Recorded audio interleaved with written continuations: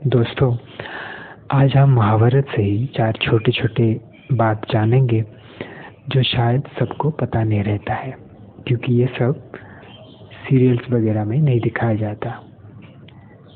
पहला बात, जिस दिन महाभारत युद्ध हुआ उसके पिछले रात दुर्योधन ने पांडवों के साथ क्या किया था।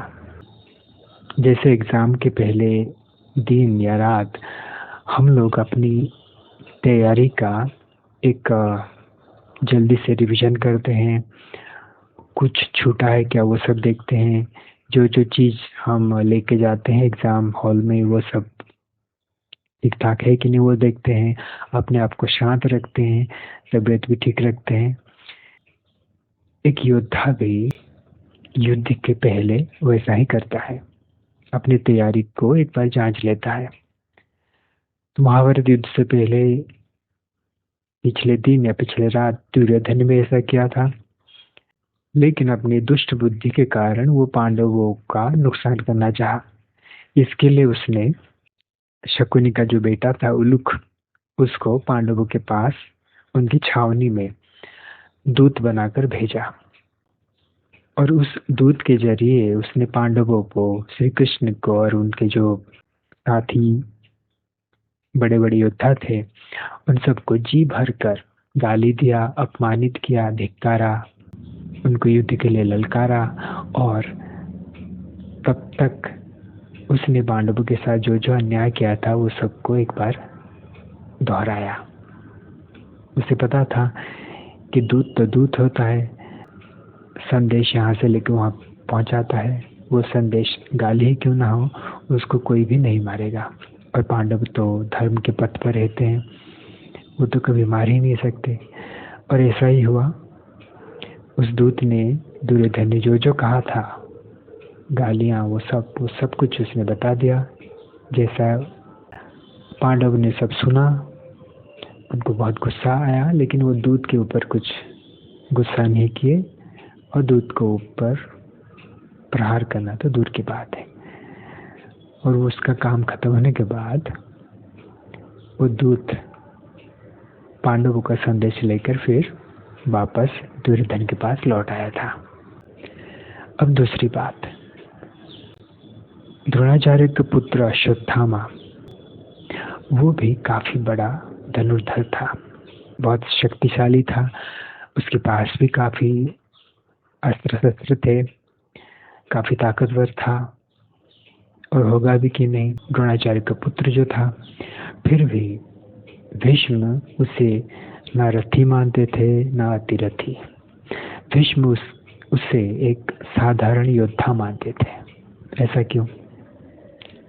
क्योंकि जो रथी, महारथी, अतिरथी होता है वो अपनी जान की बाजी लगाकर, अपनी जान की परवाह ना करते हुए युद्ध कौशल दिखाता है और शत्रु पर विजय पाने का हर तरह से कोशिश करता है।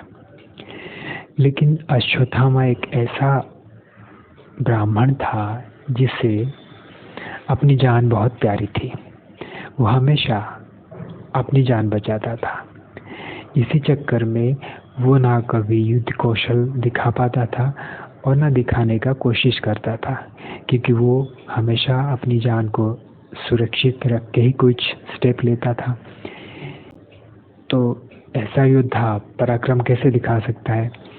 इसी वजह से वो खुल के कभी युद्ध नहीं कर पाता था, और यही कारण था कि भीष्म उसे एक साधारण योद्धा ही मानते थे। तीसरी बात है पांडवों के कद के बारे में, वो कितने लंबे थे। पांडवों के समय इस धरती पर जितने भी मनुष्य थे उन सब से पांडव ऊंचे थे, और उनकी हाइट बाकी सब मनुष्य से एक बीता यानी लगभग 9 इंच ज़्यादा था। तो आप अंदाज़ा लगा सकते हो कि वो कितने लंबे थे। अब चौथी जो बात है वो है भीम के बारे में। हम जो भी महाभारत सीरियल देखे हैं या भीम का फोटो देखे हैं, उस पर हम ये देखते हैं कि भीम के चेहरे पे दाढ़ी मूछें नहीं रहता है, जबकि बाकी पांडवों के चेहरे पे तो रहता है मूछ वगैरह। ऐसा क्यों? ऐसा इसलिए क्योंकि भीम को दाढ़ी मूछे थे ही नहीं। ऐसा नहीं कि वो अपनी दाढ़ी और मूछे मुंडवा देते थे, उनके चेहरे पे दाढ़ी और मूछे थे ही नहीं। इसके वजह से दुर्योधन उनसे बिना दाढ़ी मूछ वाला मर्द कह के बहुत बार अपमानित भी किया करता था, है ना। ये सारी बातें रोचक। अब आप कमेंट सेक्शन में बताइए कि आपको कौन सी बात पहले से पता था और कौन सी बात आज पता चला।